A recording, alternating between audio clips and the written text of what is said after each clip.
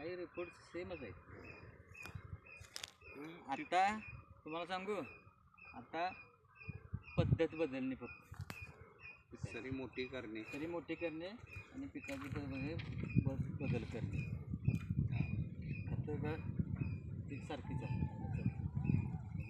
बदलायला लागत नाही. काही अडचण नाही.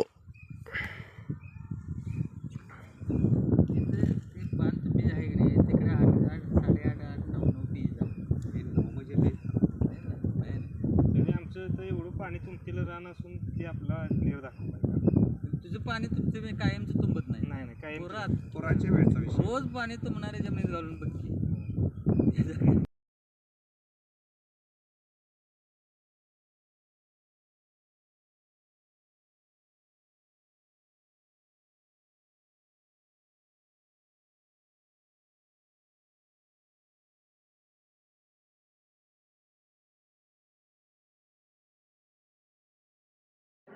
आपल्याच मातीतले सुपुत्र श्री तानाजी डोंग यांनी आपल्याला 100 एकराला 100 टन इतकं ऊस उत्पादन घेण्यासंदर्भात चांगलं मार्गदर्शन केलं.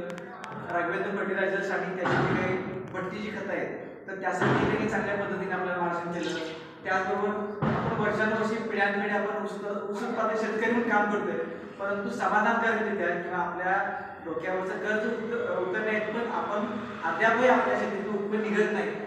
तरी ही सगळी अडचण लक्षात घेऊन श्री तानाजी डोंग हे मोठ्या तळमळीने आपल्याला या सगळ्या संकटातून अडचणीतून बाहेर काढण्यासाठी प्रामाणिकपणे प्रयत्न करत आहे.